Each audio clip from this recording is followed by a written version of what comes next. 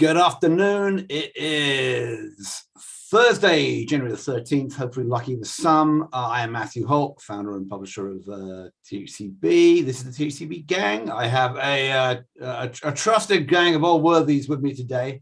It's not often I consider the youngest person on the line, but I am today.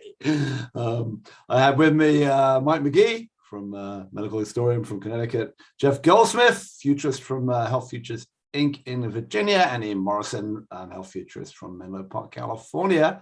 And we're going to have a bit of conversation today, probably ending up on the point about whether Don't Look Up, I don't know if you guys have seen that yet or not, is a satire or actually a documentary.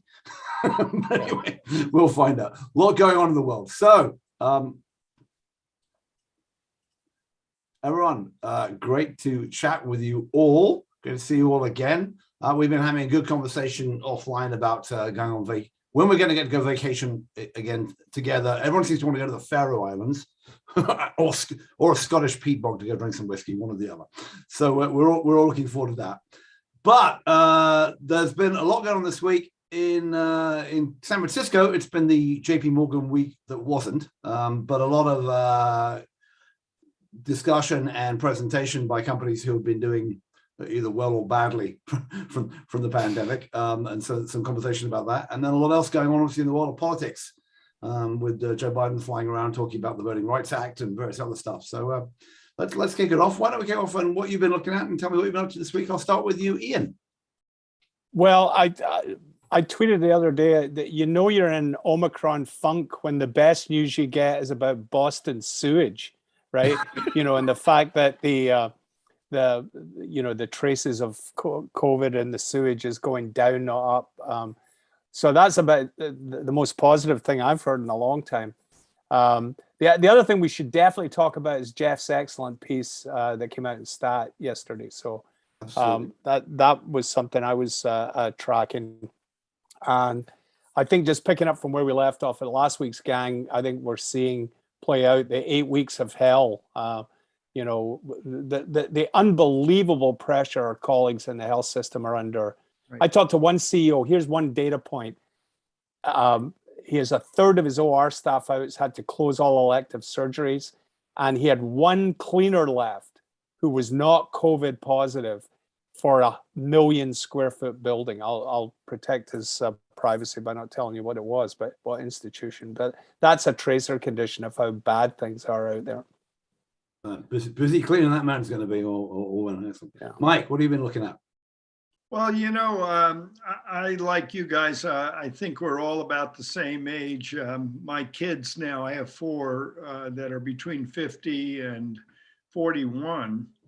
And I've been sort of thinking about those 4. We have a lot of contact with them. I'm trying to get a grip on how they're managing this kind of unprecedented moment in history. And for the first time, I would say, I'm beginning to think that they're a bit worried. And maybe it was after I watched Don't Look Up, which I know we're going to discuss, but it left me deeply troubled since I've been onto the issue for quite a long time and concerned about the cycles, reinforcing cycles of science and global warming and where that might all lead.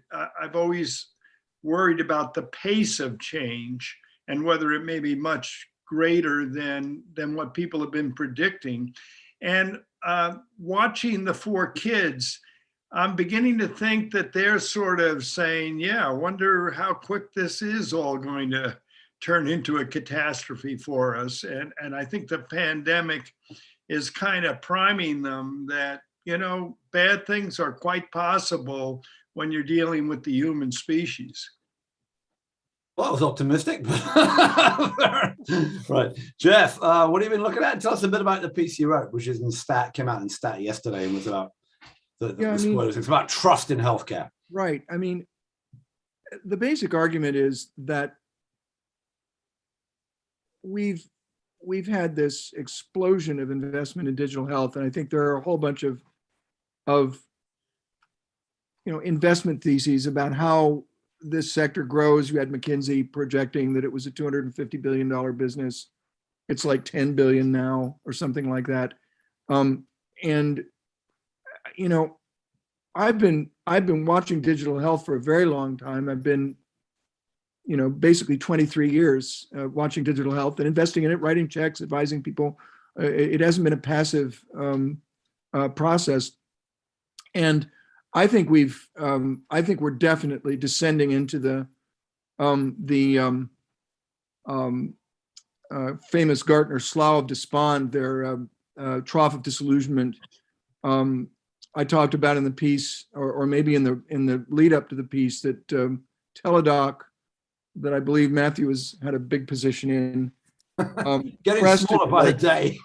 42 was selling at the beginning of 2021 at 42 times sales.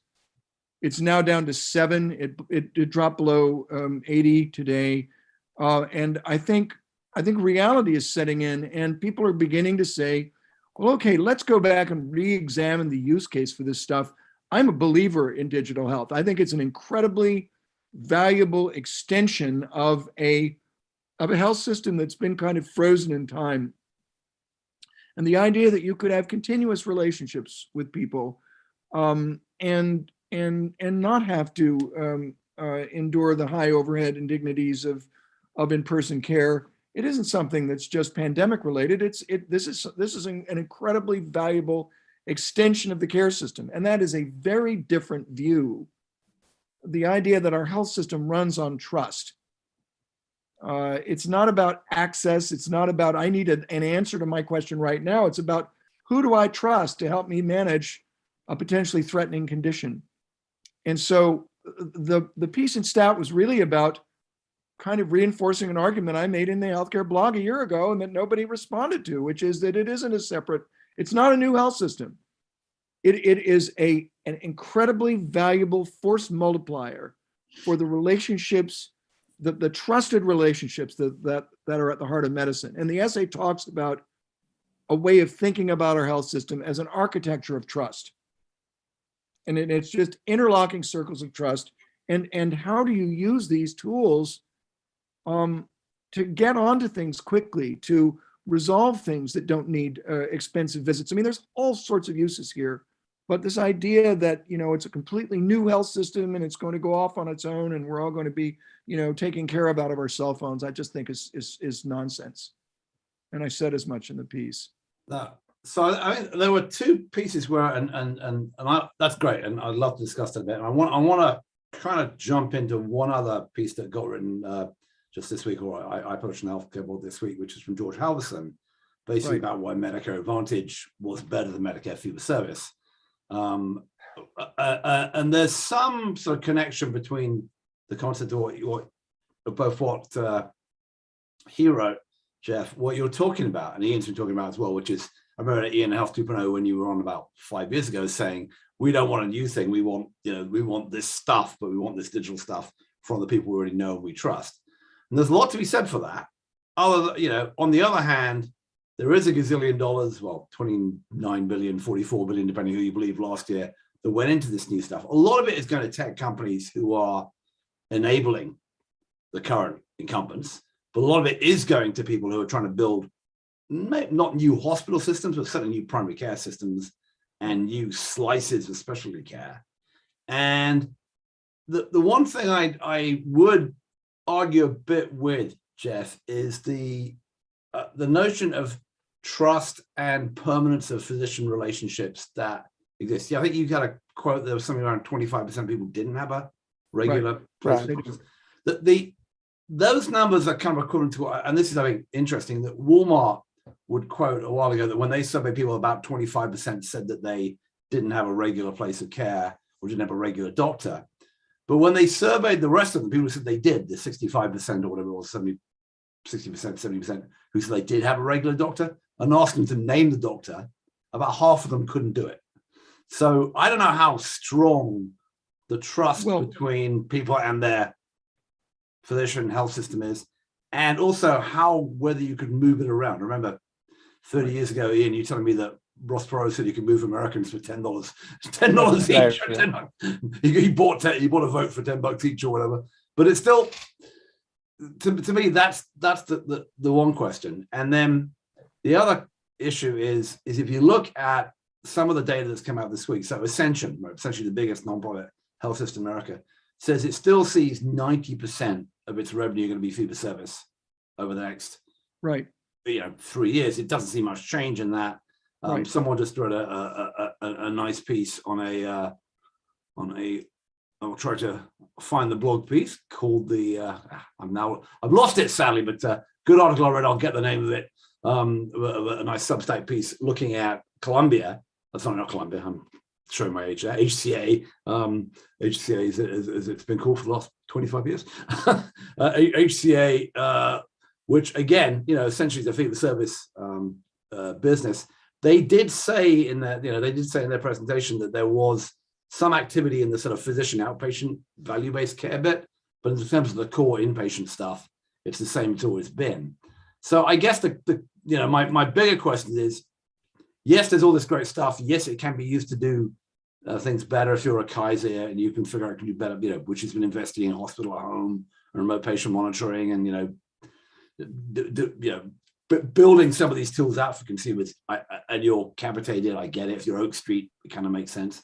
But is there really going to be the change to use this stuff from the traditional health system? So that's kind of my question to you. God, and how stable is it? That was a flat out sprawling. That was sort of like Lawrence Arabia in the desert kind of thing.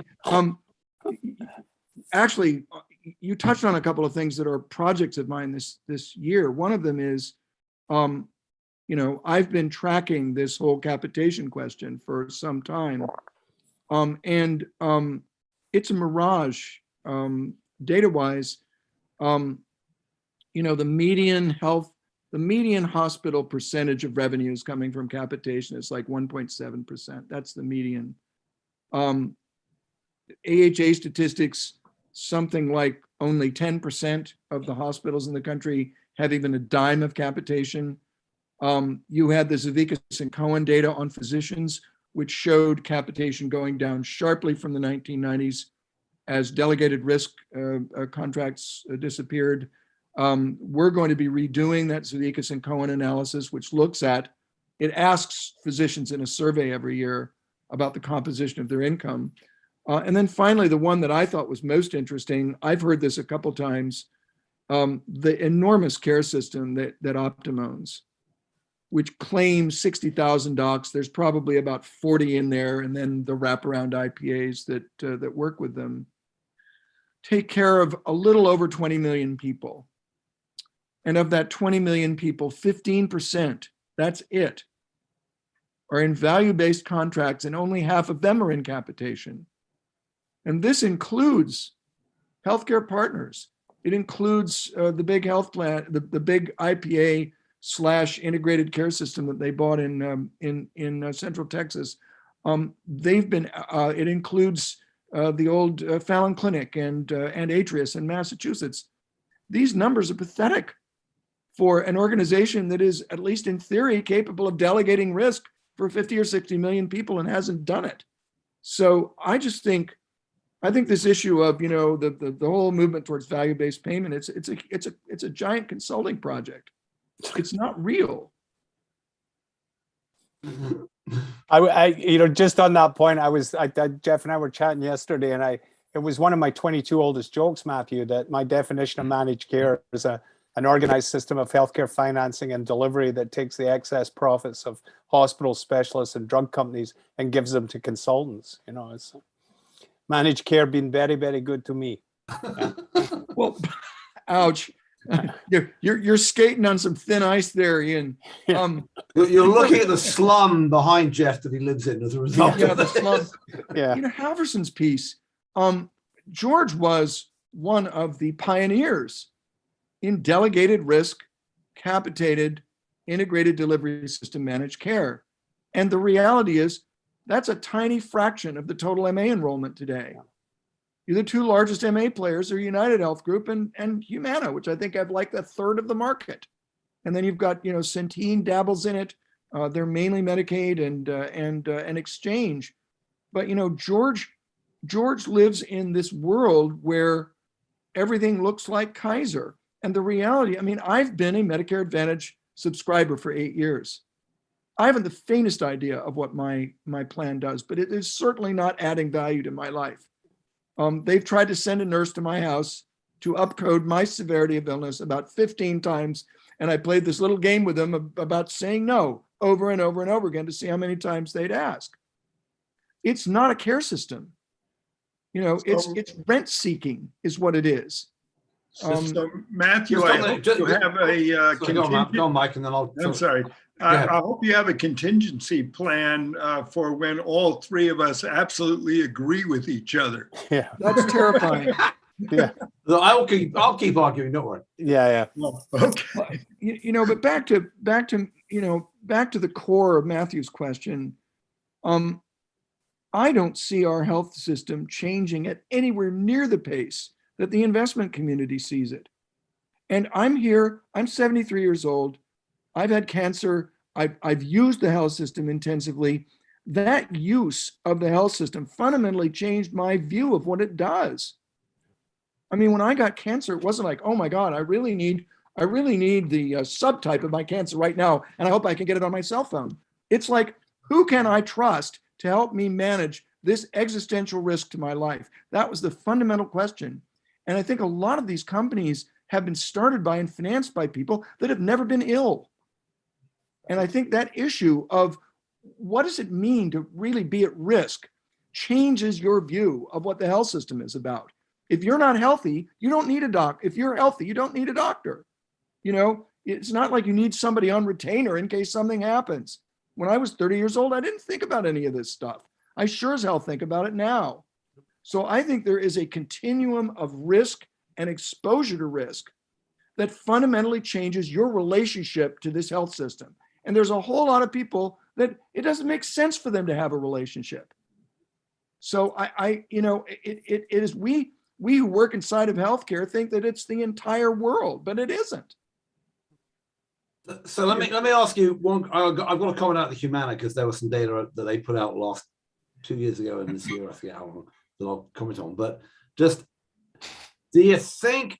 I get it's going to be hard to create a separate system. We can argue back and forth if the Oak Streets and the IORAs and the ChenMeds and the people building the vertical virtual the virtual first medical groups, if that lives or not.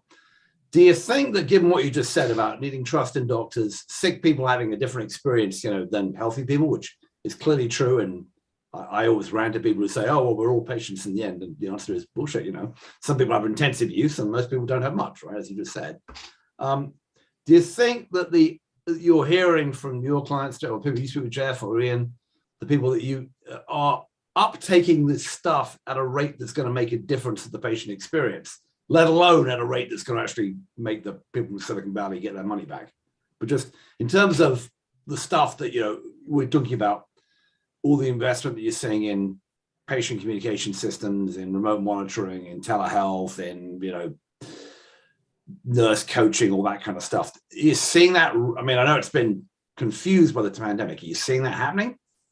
Well, one of the things that was embedded in Jeff's excellent piece was, if you actually clicked through to the data sources, it was very powerful. It was just a one-line statement with a hyperlink to a study that Jeff cited, which was showing that, now, albeit the fieldwork was done in May of 2020, but like 95% of the telehealth visits were with the existing physicians.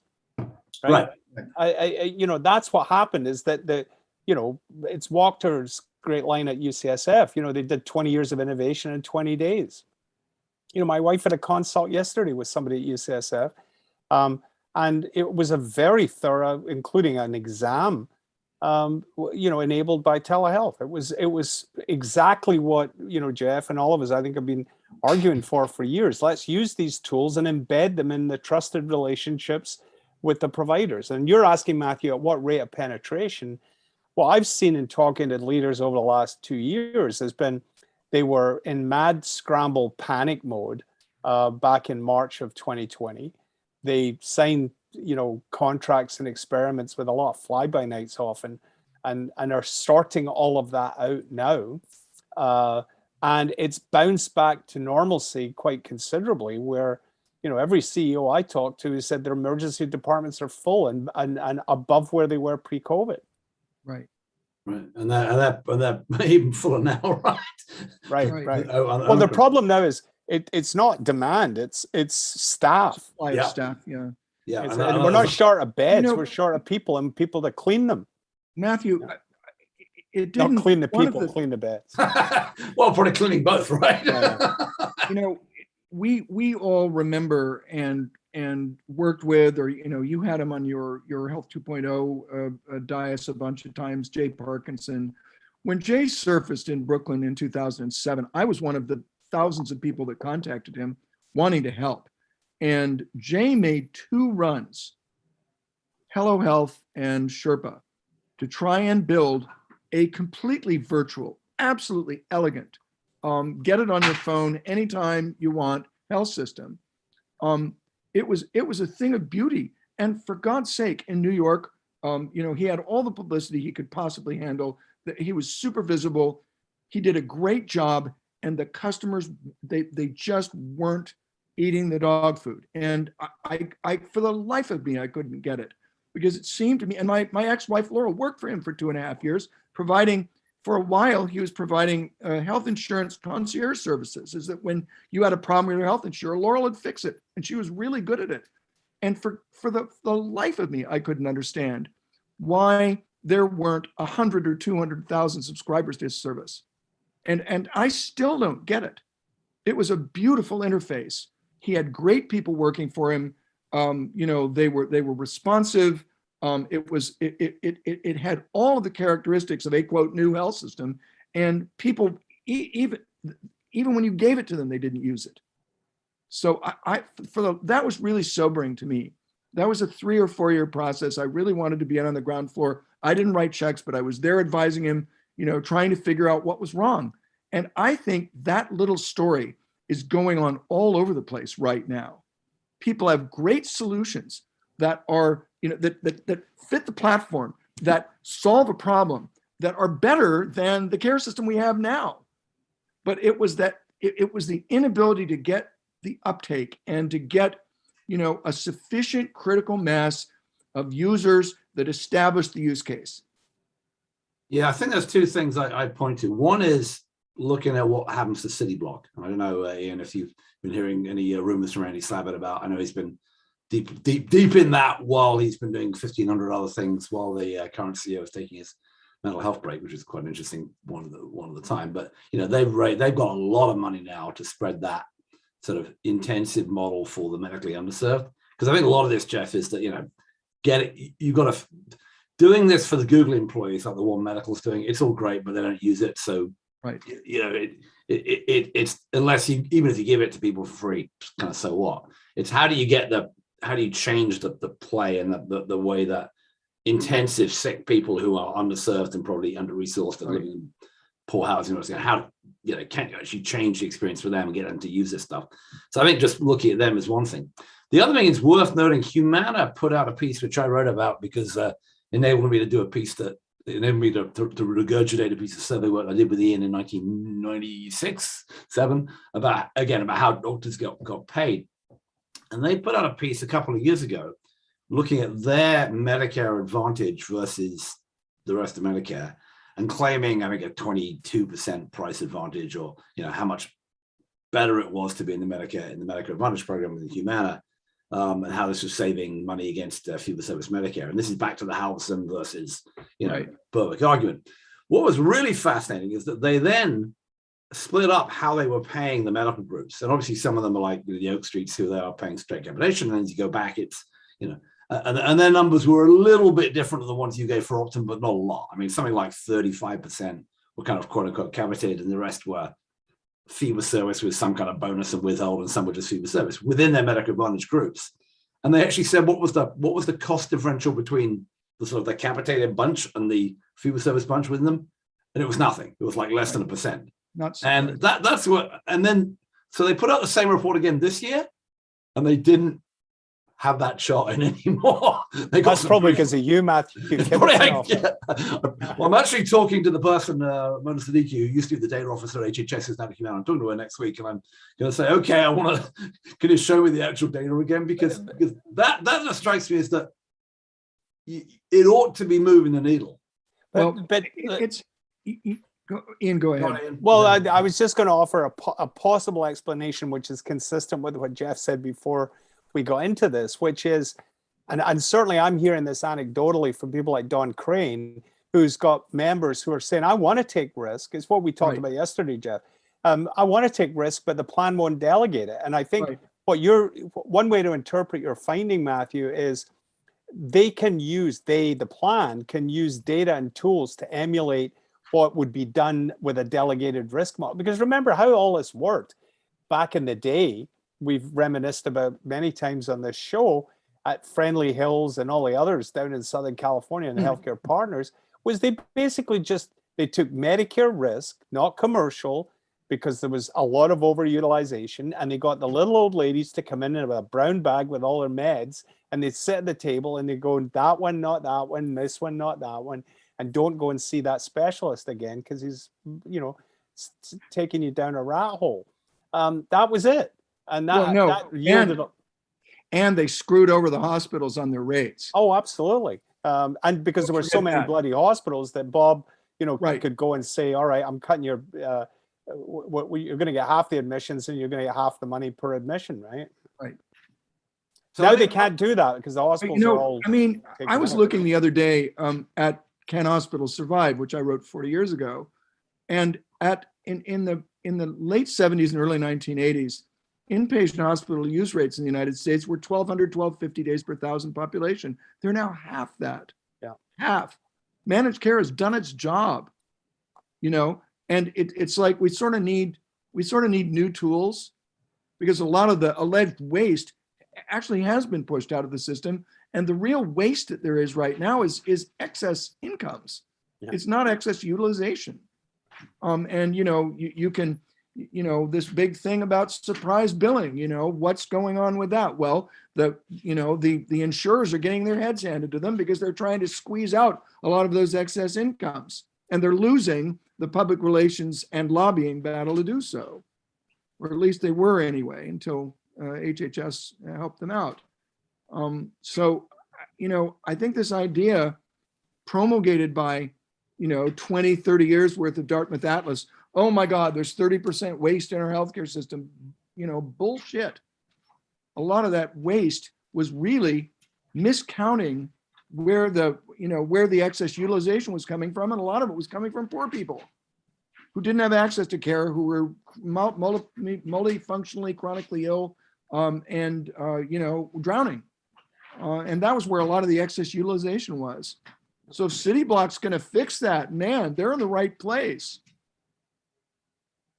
Yeah, I mean, I'm still a fan of the City Block approach, although I do think it's instructive to look at where they've gone, right? They've gone to Boston and New York, where the amount of, like the great Uwe Reinhardt we were talking about yesterday, our dear friend, he had this wonderful line about, talking about patients are, premium yielding biological structures, right? But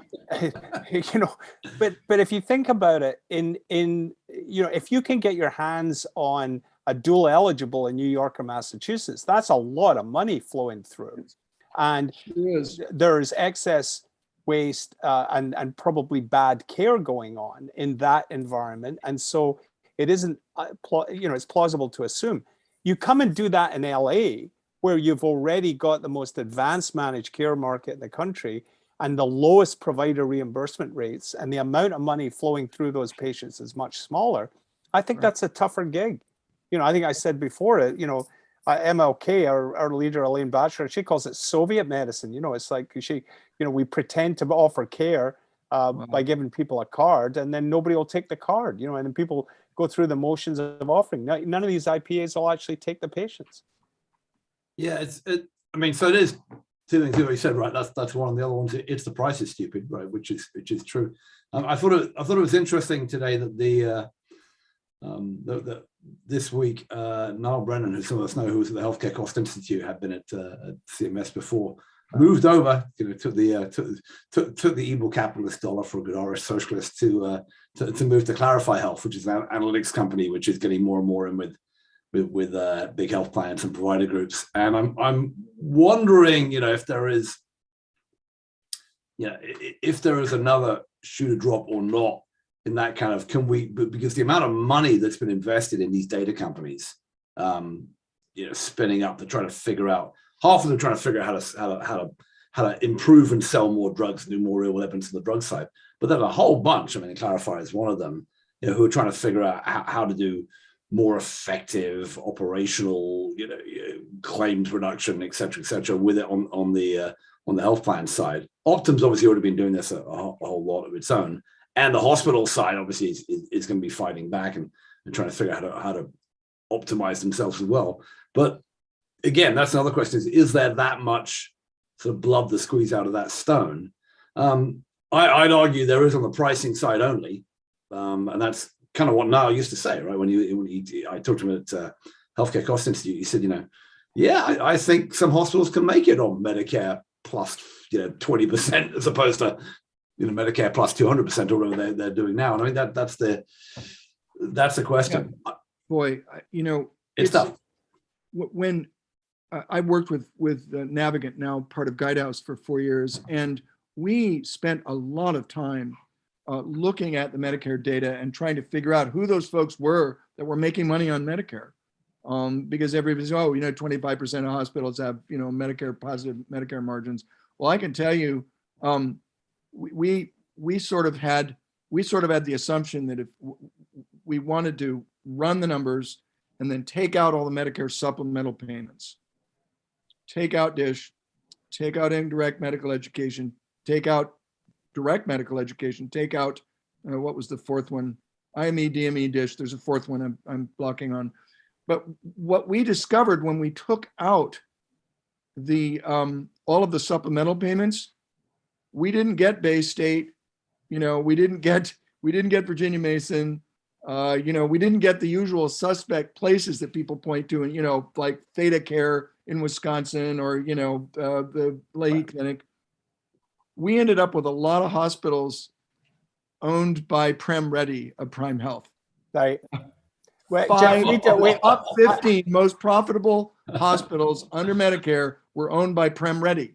When you took out all those supplemental payments. And when I went back to my grizzled veteran, former healthcare CFO consultant friends at Navigant and asked them what the hell is going on here, they say, the real key to making money under Medicare is your wage index.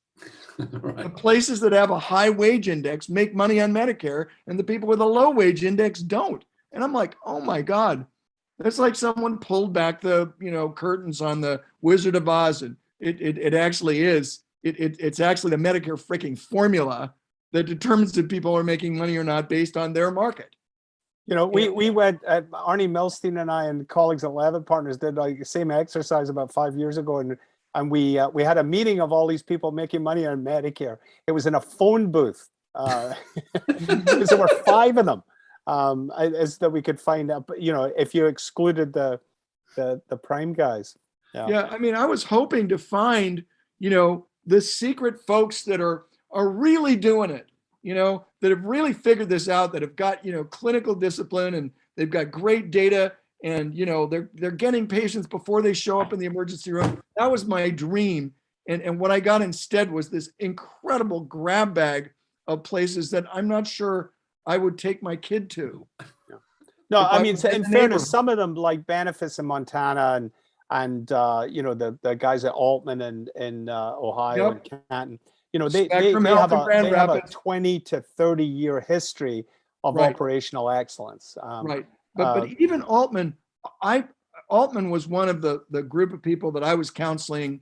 We talked about this, Ian, a little bit ago about, both of us have had stables of people that would come to us every few years and say, do we need to be a part of a $10 billion health system? Right. And they'd pay us good money to go in there and give our talk on healthcare. And we'd end up telling them no.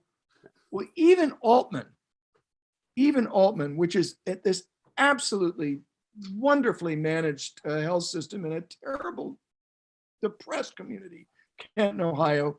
Even Altman is now losing money on Medicare. Right. With all the discipline, with all the data, with great management, even those guys are losing money on Medicare. So I'm just like, I think this is sort of a losing game here. Yeah. You know, it's just a question of staunching the bleeding, you know, more than it is figuring out how, I mean, you know, that sequester really hurt. Yeah. And, you know, you look at the numbers from AHA, and I believe them, the losses that people are experiencing, operating losses that hospitals are experiencing in Medicare is triple what they're losing on Medicaid, triple what they're losing on Medicaid. And it's happened over a period of years. And, you know, people listen to the hospital lobby and they dismiss it as whining. BS, it's whining. This program is grossly underpaying our nation's providers. And I'm not going to make excuses for them. But, you know, I really think this program is becoming a serious financial problem for my friends that are trying to keep their communities from going under. What about the argument, and this is how my house makes, right? We're at 40-odd% in Medicare Advantage now. And if you look at disadvantaged groups, lower income people, because of the structure of Medicare Advantage and the little lower out-of-pocket costs, you're seeing more of those groups and minorities go into them. Does that impact, you know, can they get to a point with Medicare Advantage where the systems do better or than fee for service if we see more, or is it just as bad? They're screwing over their networks to generate the 5% margins they're making. Yep. If Medicare Advantage is more profitable than their commercial business, there's something wrong. I think I agree with that analysis. I mean, the thing about Medicare Advantage is, look at, I mean, most affluent people end up doing the math and saying, I'm going to not do Medicare Advantage. The reason Medicare Advantage grows is it's free, right? I mean, the way it's sold is you pay nothing and you get the drug benefit thrown in plus a bunch of goodies, and then maybe somebody will get a nice nurse to come and upcode you. But that's why it grows. You know, I got in a fight with a guy at Goldman Sachs. He's talking about the marketplace is working. I'm going like, but wait a minute, it's free. You know, free. You know, actually, that is the market works. Actually put money down to buy it's like something. The Roach Motel. I can tell you this: I can't get back into regular Medicare. I can't get in because my supplemental insurance is risk adjusted, and I had cancer, and I had three expensive, orthopedic operations. I'm stuck in Medicare Advantage. I'm not going anywhere. Right. And it was my good friend Kim Solcombe, it was AstraZeneca for many years I've worked with. He alerted to me, he's a few years older. So when I turned 65, he said, you get a supplementary because you only have one shot at doing that without being medically underwritten. Yep. And that is nowhere in the big book they send you about, you know, and certainly not with, you know, aging movie stars who get on and try and pitch you on Medicare Advantage. You can never go back to an open-ended fee-for-service world. George, if you've got sickness. George Halverson is a hero of mine. This is one of the most remarkable turnaround managers in our entire career in this field. Great. He turned around Kaiser. He turned around Health Partners. Right. This guy is a substantive guy, and he is a true believer in organized systems of care. Well, I'm with him. If we had something like that in Charlottesville, Virginia, I'd be a member of it, but I don't. You know, so it's sort of like conflating Medicare Advantage with Kaiser is not a very useful analytic framework, because most of us don't have access to something like Kaiser or One Medical or, you know, any of these Verihole Health, you name them. There's some great health systems out there. I'm waiting for one of them to show up here because I'm kind of on my own, and Medicare Advantage doesn't get it done for me.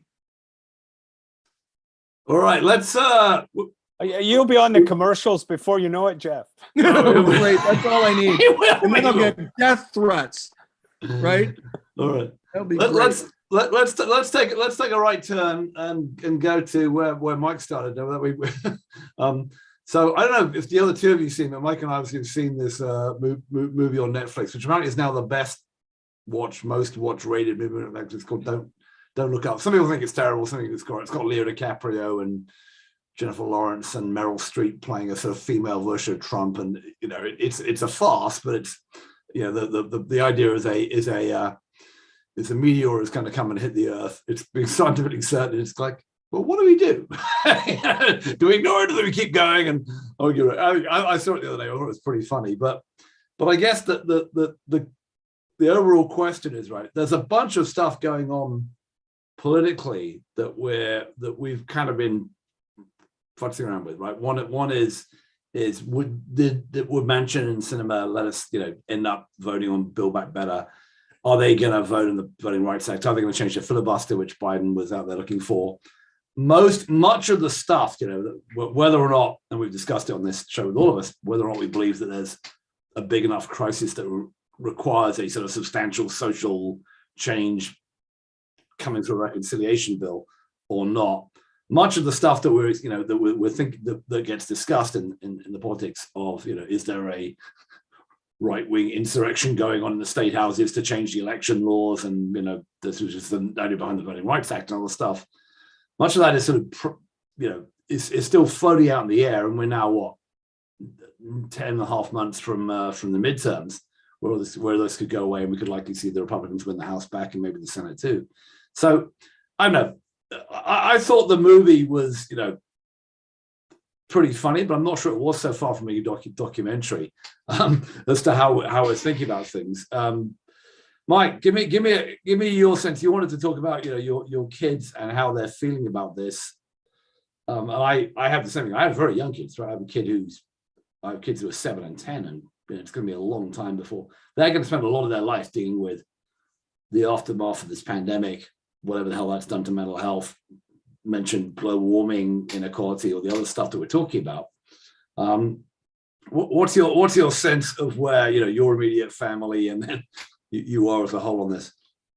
Yeah, well, Matthew, on the surface, what Ian and Jeff have been discussing over the past 10 or 15 minutes, you think, well, they have very little to do with this popularized movie about the end of the planet Earth.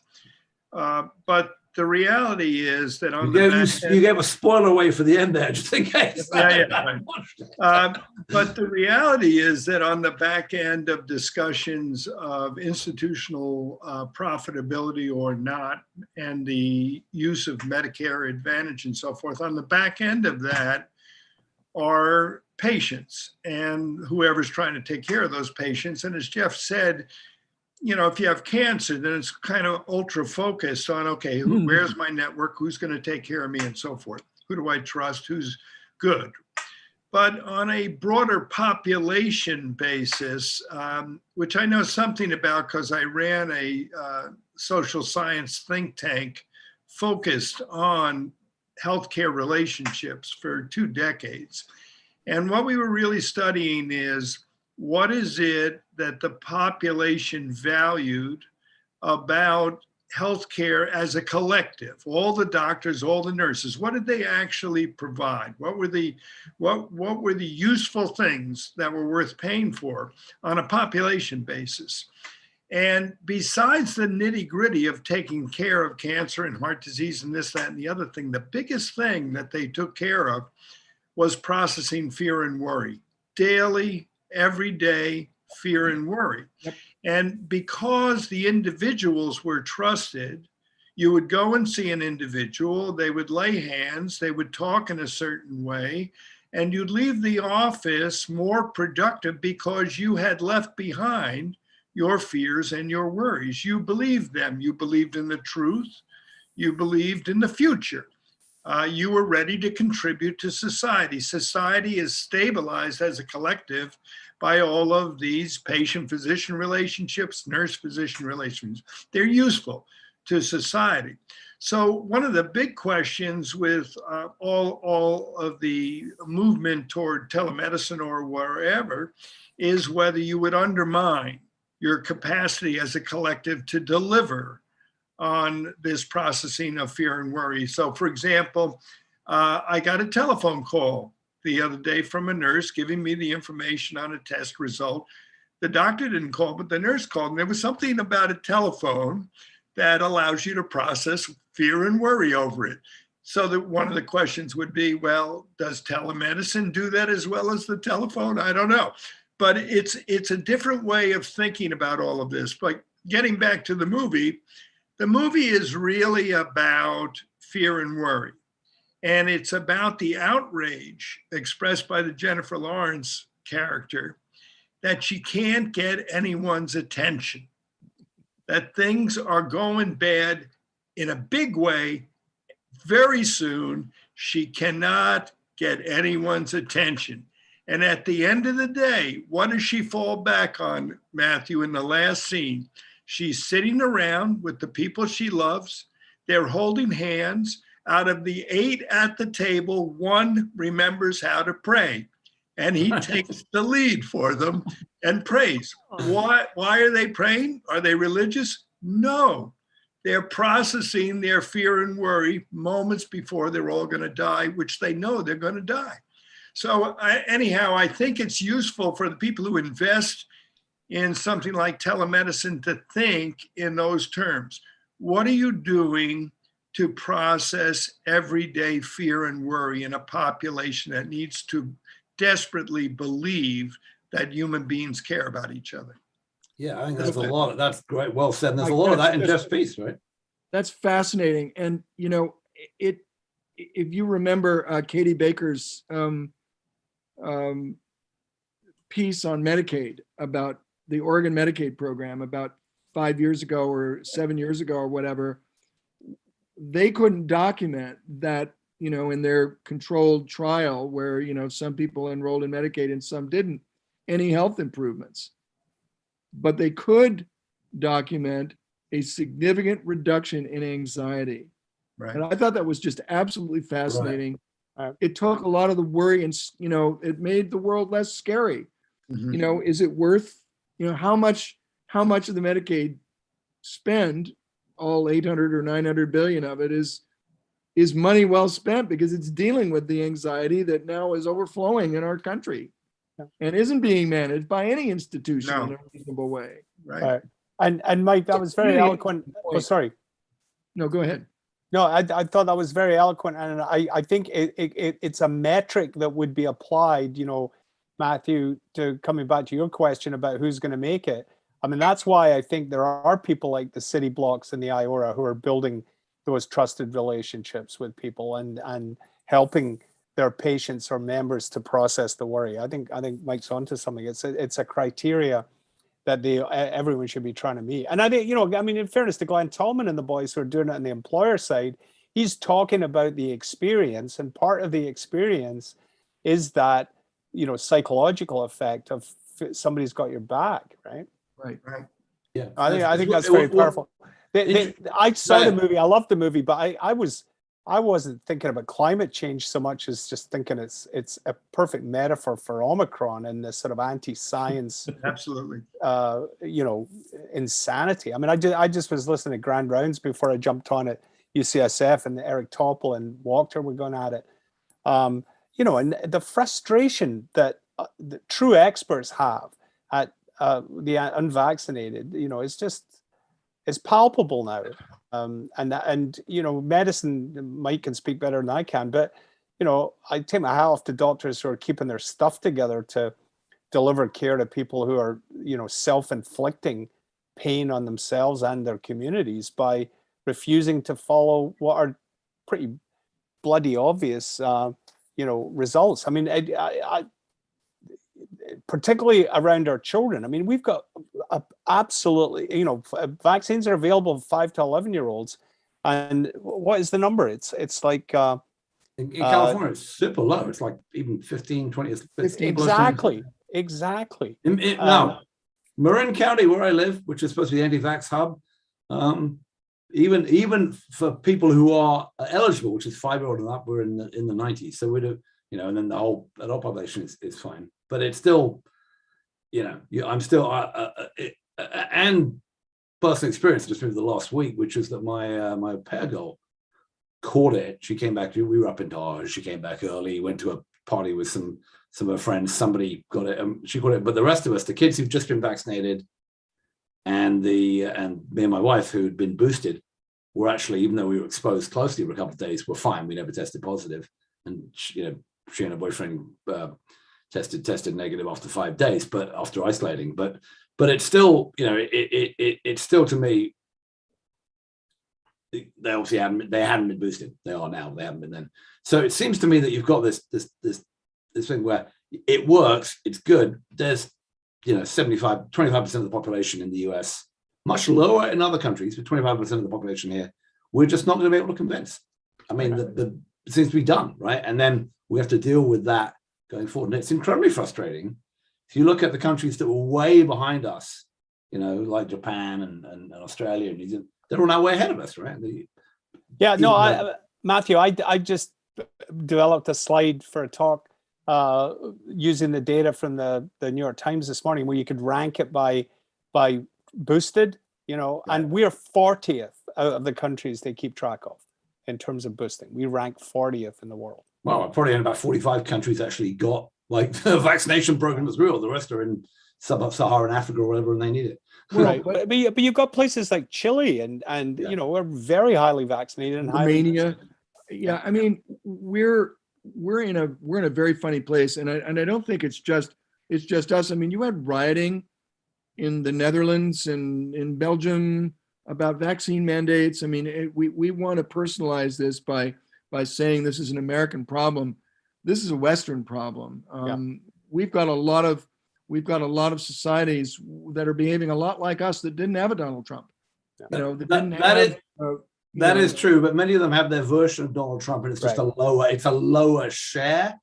But right. You've got percentages that I liken this. I hate to get my thing about white nationalist parties, but you've got the Front National in France, you've got the LDP in Germany, you've got the in Denmark, you got one in Belgium. They're not at 45% of the electorate the way they are here. Right. They're not a majority of white people in those countries, whereas they are a majority of white people here. But it's sort of like, and they don't have the Senate by the testicles. That's the other thing. That's a separate problem we haven't got to yet. Actually, can I do that? What do we think about the latest on the 2 minutes we have left? Is anything going to change? I mean, by the sound, but around this voting rights stuff? No, they don't have the votes. And I don't know why they're talking about it if they don't have the votes. They don't have the votes. I listened to Biden's speech yesterday, and he was, forceful, I think, speaking more to placate the activists in the party, that he wasn't doing enough. But, then McConnell and the boys all come out guns blazing, and Merrick Garland put the Oath Keeper on, in a conspiracy charge. So that's not exactly fueling kumbaya in Washington.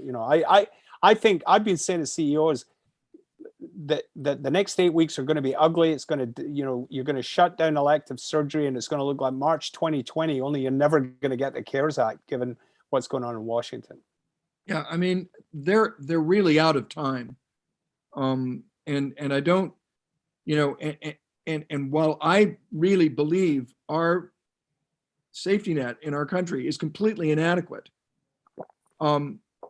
we have also grossly overstimulated this economy, and I think created a climate where people are a lot less amenable to federal generosity to fix some of these problems than they were even 6 months ago. So I don't think they're going to get anything.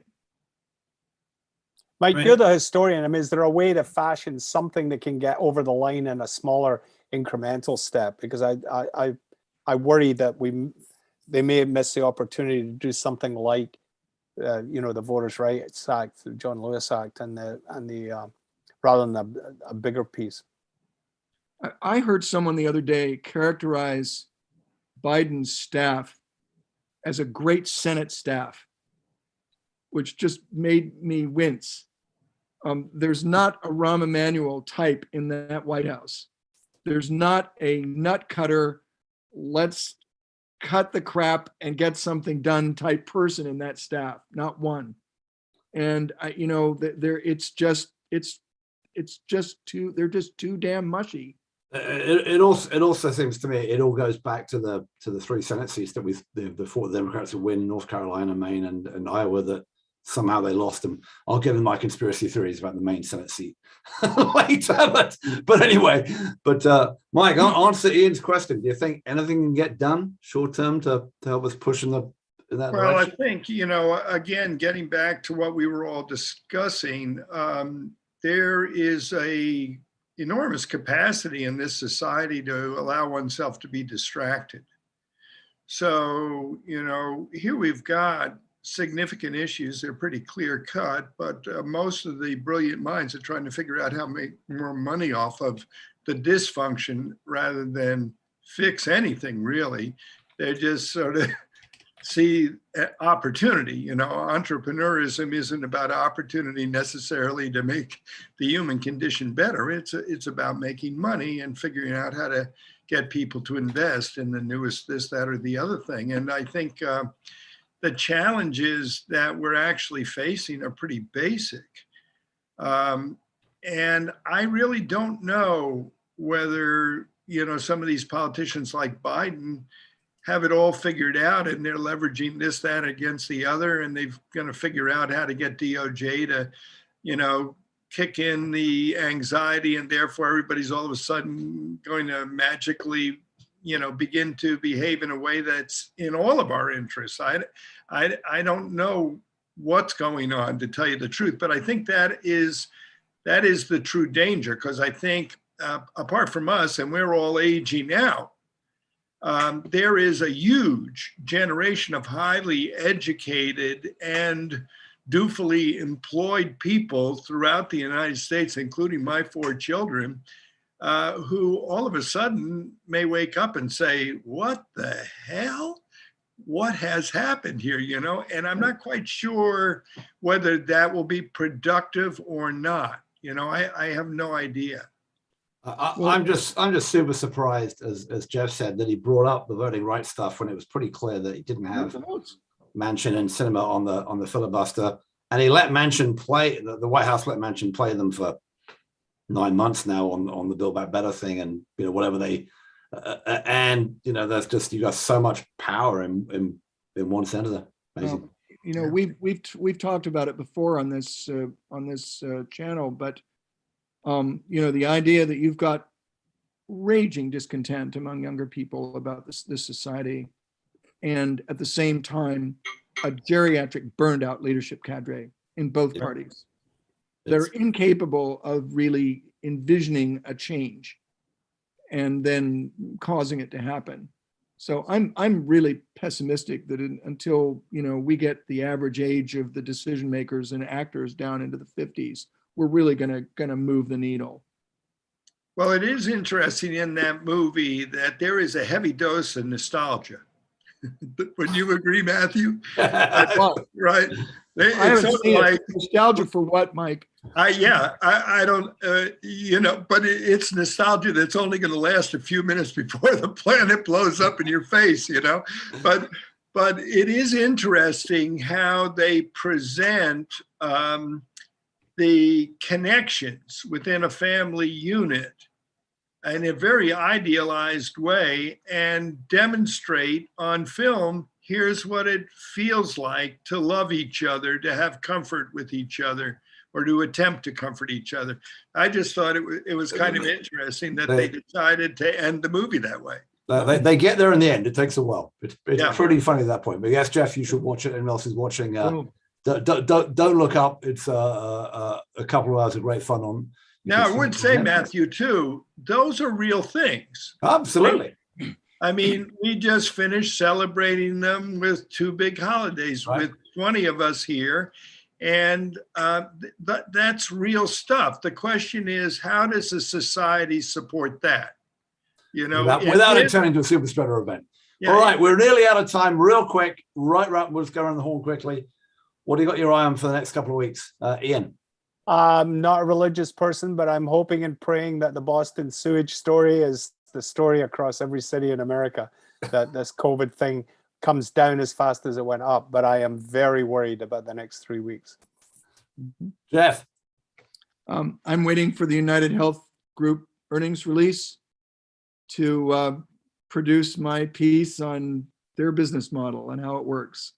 And understanding that is complex enough. Mike. For me, I'm waiting for Jeff's piece on United Healthcare. not the only one. I remember there was a guy on the Health Tech Nerds channel I'm on who said, I can. He just started Optum and he said, I can help people with explaining what's going on there a bit. And I said, you should just start a lecture series and charge money because I've been wanting to know. Yeah, I'll be. I want to give a shout out to it just came out, but I'll be diving into a bit the Lown Institute top 10 sort of criminal bad behavior in healthcare over the past year awards have just come out. Shannon Brownlee and her team there have just done that. I'm looking forward to looking at that. Number one was the FDA or not the FDA and Biogen for the Alzheimer's drug that got approved, even though it doesn't work. Bunch of other fun stuff on there as well. All right, with that, we've had a very both enlightening and entertaining conversation. I want to thank my guests this week. They have been Ian Morrison from Menlo Park, California, Jeff Goldsmith from the dulcet rural climes of Charlottesville, Virginia, and Mike Magee from the wilds of Connecticut. I am Matthew Holt, saying thank you very much for spending another hour with us, whether you're watching live or on the podcast. And just a quick shout out to my and Jess's show, Just a Matter Show, Health and Deal, which this week changed its name. It is now called Health Tech Deals. Have to get that out there and start copywriting it because apparently Axios is about to launch a Health Tech Deals channel as well. I'm about to have a war with them about who gets to name what. Anyway, in this pathetic entrepreneurial can we make money stuff that Mike was complaining about earlier. All right, and with that, we are done for another week. We will see you back next week when I have an entirely different crew, which I've already lined up because this one took a bit long to get going. Matthew Holt, signing off saying thanks for spending some time with us.